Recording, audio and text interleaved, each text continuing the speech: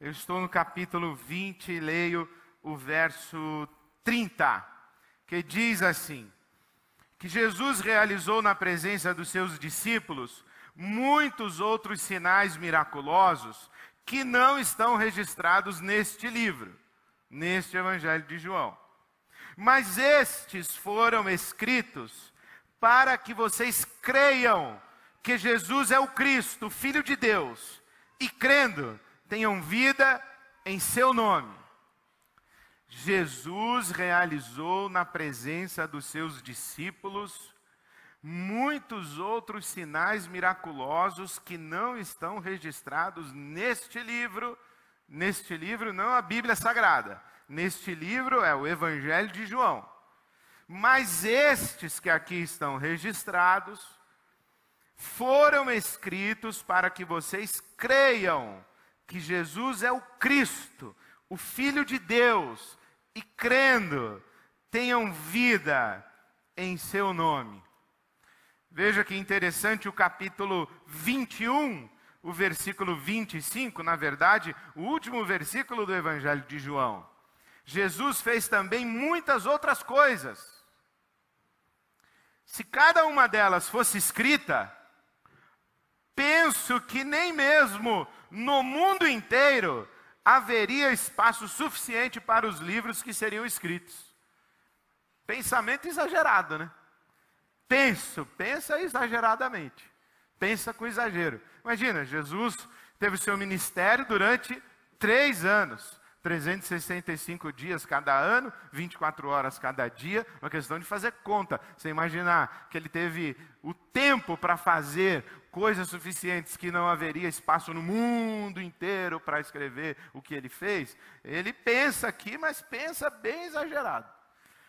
Mas o que ele pensa com esse exagero todo é uma forma, é a linguagem bíblica para enaltecer, exaltar, engrandecer, dizer que Jesus é tão extraordinário, que se a gente fosse falar de Jesus, não haveria livros e não haveria lugar no mundo inteiro para guardar os livros que a gente fosse escrever a respeito de Jesus. É uma forma para dizer, Jesus é tão maravilhoso, tão grandioso, tão extraordinário, tão acima de tudo, tão sem medida, que não tem lugar no mundo para caber tudo que se pode falar a respeito dele. Entretanto, João diz assim: eu escolhi dizer algumas poucas coisas a respeito dele, com a finalidade de vocês crerem que ele é o Cristo, Filho do Deus vivo, o Cristo, Filho de Deus, e crendo tenham vida em seu nome. Eu escolhi escrever algumas pouquinhas coisas para que vocês acreditem que ele é quem ele disse que foi, que ele é quem ele disse que é, para que vocês acreditem nisso. E as coisas que eu escrevi foram escritas para que vocês creiam que Jesus é o Cristo. Cristo é a palavra grega para o hebraico Messias. O Messias é o escolhido de Deus, o ungido de Deus. Aquele que Deus escolheu para cumprir o seu propósito, fazer a sua vontade. Então Deus prometeu ao povo de Israel, a descendência de Abraão, prometeu um Messias, que no grego, na língua grega, é Cristo, ungido. E esse povo de Israel, essa descendência de Abraão, esse grupo étnico, essa nação, nós chamamos assim um povo judeu, o povo judeu ficou esperando o seu Messias. E ao longo da história apareceram vários pretensos Messias. E Deus fez alguma coisa muito própria e muito necessária. E acredito até que não haveria outra forma de fazer, porque Deus vai se revelando na história, e se Ele vai se revelando na história, Ele se revela no tempo, Ele se revela no espaço, existe uma cronologia, existe uma geografia, Ele tem que nascer em algum lugar, Ele tem que ter um berço. Se ele vai ter que ter um berço, ele vai ser de um povo. Então há essa necessidade de circunscrever essa chegada de Deus no mundo. Então Deus foi enchendo a história desse povo de Israel, foi enchendo a história desse povo de elementos simbólicos. De elementos simbólicos que ajudaram esse povo a construir a identidade do Messias. Quem é ele? O que é que ele vem fazer? Como vamos identificá-lo quando ele chegar? Como saberemos que ele é ele mesmo? E Deus então coloca muitos sinais aqui para revelar-se e para conceder ao povo que vai receber essa revelação condição de discernir a própria revelação que está sendo feita, sendo o ápice da revelação, o máximo da revelação, a plenitude da revelação, a própria pessoa do Messias.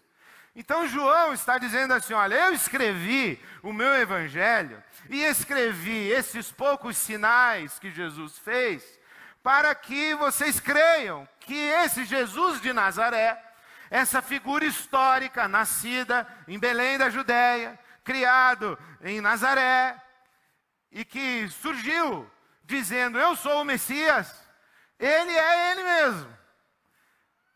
É esse Jesus de Nazaré, o Messias que nós estávamos esperando. Ele é o Cristo, ele é o Messias. E dentro, ou entre esses elementos simbólicos, que Deus coloca no meio desse povo e na história desse povo, duas personalidades são fundamentais: Moisés e Davi. Moisés, o libertador. Moisés, aquele que tira o povo da terra do Egito, a terra da escravidão, a terra da servidão, e conduz o povo à terra de Canaã, a terra das delícias, a terra da plenitude de abundância, onde há fartura de tudo para todos, onde esse povo de Israel vive o shalom de Deus, que nós traduzimos como paz. Mas o shalom quer dizer a abundância de tudo para todos. E onde há abundância de tudo para todos, é na terra prometida, a terra de Canaã, para onde Moisés leva o povo, tendo tirado o povo do seu oposto, do oposto da terra de Canaã. Que é o quê? O Egito, a terra da escravidão, da servidão, da escassez, do sofrimento, da dor, da injustiça, do peso da tirania, da opressão do homem sobre o homem, do mal sobre o bem. Então Moisés é essa figura fundamental, é o libertador. Mas o rei Davi é outra figura, que se estabelece aqui. Agora o povo já está na terra prometida, já está na Canaã, já está na plenitude prometida por Deus. E quem vai reinar sobre este povo? No segundo livro do Samuel, no capítulo 7, há uma promessa de Deus ao rei Davi, de que um dos seus descendentes, um dos seus filhos, estabeleceria um reino que não teria fim. Seria um reino definitivo. Um reino para sempre, um trono que seria para todo sempre. O que quereria dizer duas coisas. A primeira é que Israel nunca mais estaria sujeita à opressão de um rei, de um imperador, de um governante estrangeiro. Israel teria um rei e esse rei reinaria para sempre. Nunca mais Israel seria uma nação escravizada por outro império, por outro reino. E esse rei, que reinaria para sempre, seria um rei definitivo. Um rei definitivo é um rei insuperável, um rei inigualável, um rei superior a todos os reis, o rei dos reis. Por isso é que no imaginário do povo de Israel se constrói que o Messias que está para chegar é um novo Moisés, porque no Deuteronômio capítulo 18, Moisés diz que Deus levantaria um profeta semelhante a ele, Moisés. E esse Messias é não apenas um novo Moisés, mas é também um novo Davi. Por isso é que no capítulo 1 do Evangelho de João, quando Filipe encontra-se com Jesus e vai espalhar a notícia a respeito de Jesus, procura primeiro Natanael. E quando vai falar com Natanael, Filipe diz assim: encontramos, foram Filipe, Pedro e João. Encontramos quem? O novo Moisés. Encontramos o novo Moisés. O Natanael não acredita muito, mas chega Jesus, e quando Jesus se revela e se dá a conhecer a Natanael, está no capítulo 1 do Evangelho de João, o Natanael se espanta, fica entusiasmado na presença de Jesus e diz: verdadeiramente você é o novo Davi, você é o rei de Israel. Essas duas figuras são fundamentais, o libertador e o rei. Essa é a síntese do Messias. Então João diz assim: olha, o Messias que nós esperávamos chegou. E foi Jesus de Nazaré. Ele é o Cristo. Vírgula. O Filho de Deus. Aí começa a nossa história. Porque até então, se não tem vírgula, nós estamos falando da história de um povo, o povo hebreu, a descendência de Abraão. Assim nós poderíamos também falar do povo chinês, poderíamos falar do povo egípcio, poderíamos falar do povo grego, poderíamos falar de nós mesmos, brasileiros. Sou brasileiro, com muito orgulho, com muito amor. Vamos falar de nós. Podemos falar de nós. Se é para falar de judeu, vamos falar de brasileiro. Ou então cada um de nós aqui falaria da sua etnia de origem. Meus avós da Letônia, meu avô materno veio do Líbano, eu poderia falar da minha genealogia. Se não tivesse essa vírgula, Filho de Deus, falar sobre o Messias seria falar sobre a história de um povo judeu. Mas tem uma vírgula. Ele é o Messias revelado e prometido ao povo hebreu, a descendência de Abraão, vírgula, mas ele é o Filho de Deus.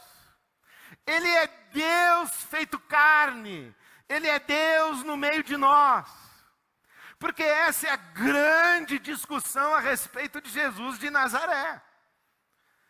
E nós não temos alternativa. E nisso eu concordo com o C.S. Lewis. Ele diz assim, que Jesus não deu a você a alternativa de decidir quem Ele é. Porque ou você acredita que Ele é quem Ele diz que é, ou Ele é um doido varrido. Ou Ele é um sujeito insano. Não muito diferente de um sujeito que pensa que é um ovo frito. Porque Jesus, Ele afirmou sobre si: eu sou Filho de Deus. Eu e o Pai somos um. Quem me viu a mim, viu o Pai. Evangelho de João, capítulo 14, versículo 9. Capítulo 10, versículo 30. Eu e o Pai somos um. E quando a gente chega aqui no capítulo 10, versículo 33, é que a discussão fica pesada mesmo. Porque esse povo aqui de Israel, esse povo judeu, os descendentes de Abraão, que estão esperando o Messias, e Jesus vai realizando seus sinais, os 7 sinais que João revela aqui. Jesus vai realizando seus sinais e eles vão olhando, falando: parece mesmo que é o Messias, parece mesmo que é o Messias, parece mesmo que é o Messias. Até que aparece a vírgula, Filho de Deus. Aí não dá para admitir. E aí é que eles vão ficando muito contrariados e decidem matar Jesus. E dizem assim: nós vamos matar você. Não apenas nós vamos dizer que você é um falso Messias, mas nós vamos matar você. Nós não vamos considerar você um camarada louco, um lunático, um desvairado, um enganador, um charlatão. Nós vamos matar você. Porque você é um mero ser humano que quer nos fazer acreditar que é Deus. Capítulo 10, versículo 33 do Evangelho de João. Se você tem costume de sublinhar a sua Bíblia, que nem eu sublinho a minha, eu risco tudo. Eu sublinhei. Capítulo 10, versículo 33. Nós vamos matar você, vamos acabar com a sua raça, porque você não passa de um ser humano. Você é igualzinho a nós, mas você quer nos fazer acreditar que você é Deus. Isso é inadmissível. E João está dizendo: olha, eu escrevi o que eu escrevi para que vocês creiam que Jesus é o Cristo, é o Messias, era o Messias verdadeiro. E os sinais estavam aí, 7 sinais. Transformação da água em vinho no capítulo 2, a cura do oficial do rei Herodes no capítulo 4, a cura do paralítico à beira do tanque de Betesda no capítulo 5, a multiplicação dos pães no capítulo 6, o andar sobre as águas no capítulo 6, a cura de um cego de nascença no capítulo 9 e a ressurreição de Lázaro no capítulo 11. 7 sinais. E João está dizendo: ele era o Messias, mas ele era o Filho de Deus. O que João está dizendo para nós é que Jesus não era apenas um libertador e um governante, um libertador, um Moisés e um Davi que governa na dimensão política, social, histórica. João está dizendo assim: Jesus é um libertador, como Moisés. Mas a libertação de Moisés foi só uma metáfora. Essa escravidão no Egito foi só um símbolo, foi só um sinal que apontava para uma realidade muito maior. Jesus nos liberta, sim, mas não a nós, o povo hebreu, não a nós, a nação de Israel. Não a nós, os judeus, não a nós, um grupo étnico, não a nós, uma nação. Jesus nos liberta, sim, mas não nos liberta da escravidão do Egito, não nos liberta da opressão econômica, não nos liberta da escravidão política. Jesus nos liberta, sim, mas não somente a nós. E não somente disso que nós queremos ser libertos. Porque aqui o povo está, quando Jesus está presente, escravizado de novo por Roma e pelo imperador César. César, o imperador, é o governante estrangeiro. E nós queremos o Messias para nos libertar, como Moisés nos libertou do Egito. E João está dizendo: Jesus nos liberta, mas ele nos liberta do império das trevas para o reino de Deus. Ele nos liberta da morte para a vida, das trevas para a luz. Ele nos liberta da nossa condição da escravidão, de um reino onde o grande malvado e o grande tirano que escraviza todo mundo é o diabo. Por isso é que João escreve na sua primeira carta, no capítulo 3, versículo 8, dizendo assim: para isso se manifestou o Filho do Homem, para desfazer as obras do diabo. Ele está falando assim: olha, é uma libertação que é muito maior. Ele liberta, mas não apenas nós, o povo de Israel, ele liberta a humanidade toda. Ele liberta o mundo todo, toda a criação, todo o universo. E Jesus é um rei que reina, mas não só sobre nós, o povo de Israel. reina sobre toda a humanidade, sobre todas as nações, sobre todo o universo, sobre todo nome que se nomeia no céu, na terra e debaixo da terra. Jesus é o Rei dos reis, ontem, hoje e eternamente. Jesus é que traz o universo todo de volta para casa. Ele não é apenas um novo Moisés e um novo Davi. Ele é o Filho de Deus, Ele é Deus no meio de nós. E assim começa o próprio Evangelho de João. No princípio era o Verbo. O Verbo estava com Deus. O Verbo era Deus. Ele estava no princípio com Deus. Todas as coisas foram feitas por Ele. E sem Ele, nada do que foi feito se fez. E o Verbo se fez carne e habitou entre nós. E vimos a sua glória como a glória do único gerado pelo Pai.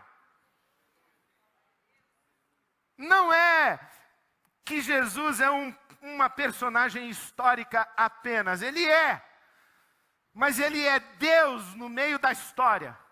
E para que Deus viesse à nossa história, veio através de um povo, veio através de uma etnia, veio através de uma saga histórica. Mas, vírgula, é Deus. Deus. Por isso é que essa leitura do Evangelho de João é extraordinária. Ele está dizendo, olha, Jesus veio para dar a grande explicação de todas as explicações. Deus não é propriedade de alguma coisa que está presa no tempo e na história, na geografia. Da mesma forma que Jesus de Nazaré esteve presente na história, no tempo, na geografia, habitou um corpo, teve corpo de carne e osso, estava localizado aqui.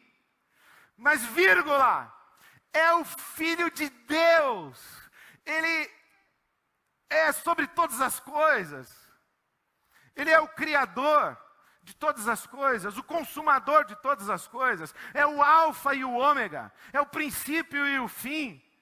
Esteve morto, mas a morte não pôde retê-lo, ele está vivo. Dele, por ele, para ele são todas as coisas. Glória, pois, a ele eternamente. Amém. Isso é Jesus. Da mesma forma que Jesus não esteve aqui retido na sua identidade judaica, na sua religião judaica, frequentando sinagoga, e que Jesus não quis converter o mundo todo a frequentar sinagoga, a se tornar discípulo de Moisés, a ler a Torá, a praticar o Shabat. Jesus não quis isso, ele quis inclusive explodir tudo isso. Ele falou assim, olha, acaba com o sábado, porque eu vou curar no sábado. Destrói o templo, porque Deus não habita em templos. E pega todo mundo, pega essa mulher aí que a reputação é duvidosa, pega esse leproso, pega o idoso, pega a criança, pega o cobrador de imposto, pega todo mundo, porque o reino de Deus é de todo mundo. Deus também não cabe na nossa religião, e Deus não é propriedade da nossa religião cristã, e muito menos da nossa tradição evangélica.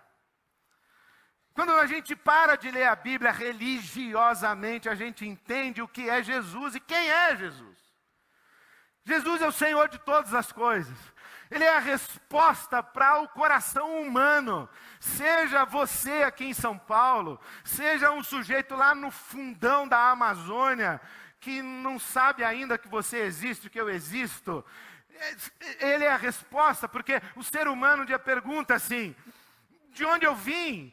Para onde eu vou? O que acontece com esse outro que era meu amigo e que estava aqui, que morreu? Não é mais. Para onde ele foi? O que vai acontecer do dia que acontecer com ele, comigo, o que acabou de acontecer com ele? Por que acontecem essas coisas? Aí vem a Bíblia Sagrada como a revelação de Deus para nós, dizendo assim, olha, todas as coisas foram criadas por Deus. E Deus criou um universo. e nos criou a nós, seres humanos, à sua imagem e semelhança. E nos criou livres para responder em liberdade ao seu amor. Nós demos as costas para Deus, construímos esse caos. E aí nós ficamos tateando no escuro, procurando onde está Deus, onde está Deus, onde está Deus. Aí tem gente que diz que Deus é uma vaca, diz que Deus é uma formiga, diz que Deus é o cosmos, diz que Deus é o mar, diz que Deus é o Leviatã, diz que Deus é o vento, diz que Deus é a lua, diz que Deus é o sol, diz que Deus é a chuva, diz que Deus é o Krishna, diz que Deus é Buda, diz que Deus é Jesus. Diz, tal. Aí ninguém fala. Aí tem gente que fala assim, que Deus, não tem nem Deus, tal. Aí um dia Deus falou assim, eu vou me revelar para esse pessoal. Mas como é que eu vou fazer? Vou lá. Mas como é que eu vou lá? Vou ter que chegar através do quê? Da barriga de uma mulher. Aí ele chega. Essa mulher, ela tem que ter pai e mãe, porque ela não veio do Jornada nas Estrelas, materializou Maria. Não, não é assim. E Deus entra na história, aí vem, se revela e diz assim, ei vocês que ficam subindo escada de joelho, ei vocês que ficam matando bicho na esquina, ei vocês que ficam amarrando fita no pulso, ei vocês que ficam acendendo vela 7 dias, ei vocês que ficam pulando onda no dia 31 de dezembro, vocês estão tudo louco, Deus não é nada disso, para com esse papo, ei vocês que vão para Meca, eis vocês que vão para o culto de domingo, Deus, para com tudo isso, Deus é amor, Deus é vida, e Deus está chamando todo mundo para o seu reino, porque Jesus é a revelação de Deus, Ele é vírgula, o Filho de Deus, é Ele que nos mostra quem Deus é, qual é o grande propósito de Deus para todos nós e para tudo isso, é Ele quem leva o universo de volta para casa, é Ele que quando a gente for derramado na morte, vai nos trazer de volta da morte para a vida, e uma vida que é o que João fala aqui, crendo nele, vocês tenham vida no seu nome, vida que nós não conhecemos ainda. O Evangelho de João trata de vida o tempo todo. Deus amou o mundo de tal maneira que deu seu Filho unigênito para que todo aquele que nele crê não pereça, mas tenha a vida. Eu sou a ressurreição e a vida, aquele que crê em mim, ainda que esteja morto, terá vida. Eu sou o caminho, a verdade e a vida. Eu vim para que tenham vida.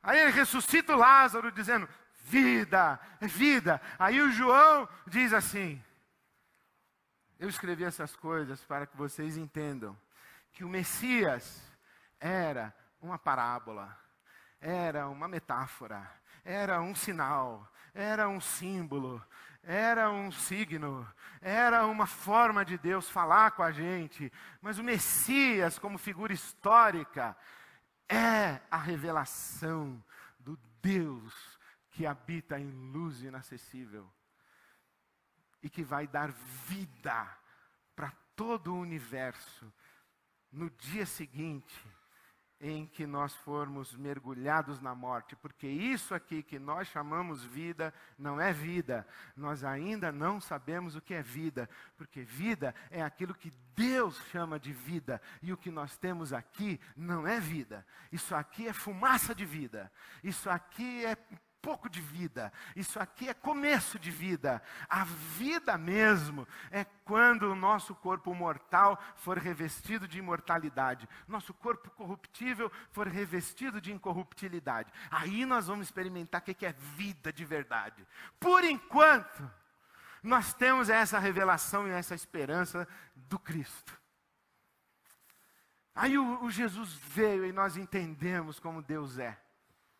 E é por isso que nós nos apegamos a Jesus e nós organizamos o nosso mundo, a nossa vida, a partir da revelação que recebemos dele e nele. É por isso que nós somos amor, é por isso que nós somos compaixão, solidariedade, é por isso que amamos a verdade, é por isso que buscamos a justiça, é por isso que nós somos pacificadores e promovemos a paz, é por isso que nós aceitamos ser perseguidos pelo que é certo, é por isso, é por causa de Cristo, porque Ele nos revelou quem é o nosso Deus, e Ele nos deu essa esperança de que um dia nós experimentaremos a vida como ela é. A vida que Deus chama de vida. E eu queria terminar lendo para você Romanos. Romanos capítulo 8 é um dos textos, você aplaudiu, legal, eu gostei demais que você aplaudiu, mas tem que aplaudir agora depois de Romanos 8, porque Romanos 8 é o top, assim, Romanos 8 é demais. Se você entender Romanos 8, você vai ver que coisa maravilhosa. Romanos 8, começo a ler o versículo 18. Considero, disse o apóstolo Paulo, que os nossos sofrimentos atuais não podem ser comparados com a glória que em nós será revelada. Olha, é o Paulo apóstolo, hein? Ele já é de Jesus, já teve um encontro com Jesus, já recebeu a revelação, ele já passou pela estrada de Damasco, já caiu cego ao chão, já teve os seus olhos abertos, já recebeu o Espírito Santo, já foi cheio do Espírito Santo, é apóstolo. E ele está escrevendo, os nossos sofrimentos atuais não podem ser comparados com a glória que em nós há de ser revelada. A natureza criada, o universo, todo o universo, a natureza criada, aguarda com grande expectativa que os filhos de Deus sejam revelados. Pois ela, a natureza criada, pois esse universo foi submetido à inutilidade, não pela sua própria escolha, mas por causa da vontade daquele que a sujeitou, na esperança de que a própria natureza criada, ele, o universo, será libertada da escravidão, da decadência em que se encontra, recebendo a gloriosa liberdade dos filhos de Deus. Olha o que está dizendo a palavra de Deus, que nós vivemos um tempo em que esse universo geme, escravo da decadência. E hoje recebemos mais notícias tristes de um tsunami na Nova Zelândia, de um terremoto na Argentina. É o universo agonizando. E nós, nesse universo, agonizamos com ele. Nós estamos aqui. Essa dor aí que você sente assim na lombar, vai passar. Não sei quando. Talvez no céu passe. Mas vai passar. Mas essa dor que você sente na sua alma, vai passar. Porque haverá um dia em que não haverá mais choro, porque o Senhor enxugará dos nossos olhos toda lágrima. Mas esse dia ainda não chegou. Esse é o dia que nós esperamos aqui com ardente expectativa. Por enquanto, versículo 22, sabemos, de Romanos 8, sabemos que toda a natureza criada geme até agora, como em dores de parto. E não somente isso, não somente a natureza criada, não somente o universo, não somente a criação, nós também, que temos os primeiros frutos do Espírito Santo, gememos interiormente, aguardando, esperando ansiosamente a nossa adoção como filhos, a saber, a redenção do nosso corpo mortal. Essa é a resposta que o Paulo apóstolo dá ao seu grito de agonia do capítulo 7. Miserável homem que sou, quem me livrará desse corpo mortal? O Paulo diz assim, vai chegar esse dia, mas esse dia vai chegar. Aí diz o apóstolo Paulo, o que nós mais gostamos é esse hino, essa canção maravilhosa. Que diremos, pois, diante dessas coisas? Capítulo 8, versículo 31. Se Deus é por nós, quem será contra nós?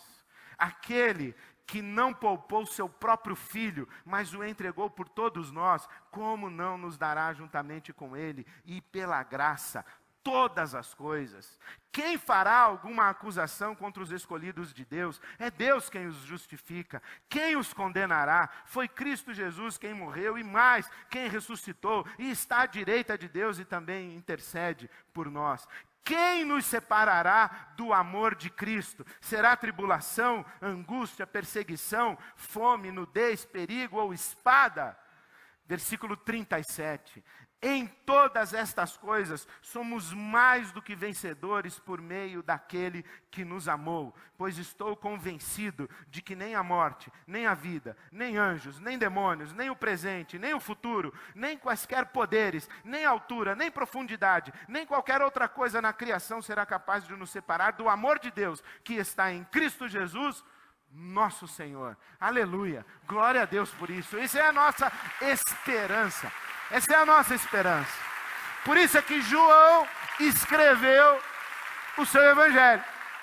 Por que João escreveu o seu evangelho? Não foi para dizer para você, olha, Deus curou um cego, também Ele pode curar você se você for cego. É verdade, mas não foi para isso que João escreveu o seu evangelho. Ele disse, olha, Jesus um dia andou sobre as águas e fez parar de chover. Ele pode fazer não chover no dia da sua festa. É verdade, mas não foi para isso que João escreveu o evangelho. Ele disse, olha, Jesus, Ele multiplicou os pães. Ele pode livrar você da opressão econômica e trazer uma cesta básica para você no dia que você está desempregado. Ele pode, mas não foi para isso que João escreveu o seu evangelho. Jesus transformou a água em vinho, Ele pode resolver o BO que deu na sua festa. Mas não foi para isso que João escreveu o seu evangelho. Para que João escreveu o seu evangelho? Para a gente crer que Jesus foi o Messias prometido a Israel. Mas mais do que o Messias prometido a Israel, vírgula, Ele é o Filho de Deus e vai nos dar vida eterna, essa vida que Deus chama de vida e que nós ainda não sabemos qual é. Por enquanto nós desfrutamos os primeiros frutos. Se esperássemos só aquela vida de lá, nós seríamos alienados, não faríamos nada na história. Mas porque nós somos seguidores de Jesus de Nazaré, e temos o Espírito Santo vivendo em nós, e já experimentamos parte dessa nova vida, há muita coisa que a gente pode fazer aqui e agora.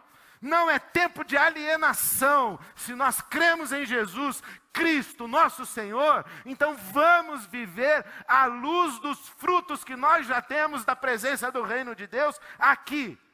Mas se esperarmos em Cristo só para esta vida, diz a palavra de Deus que nós somos os mais miseráveis entre os homens, porque se Cristo não ressuscitou, é vã a nossa fé e a nossa vida acaba no túmulo. Mas nós sabemos que Jesus ressuscitou, está vivo e vai nos levar para a vida. Amém, aleluia. E vamos aclamar o nosso Rei. Amém, amém.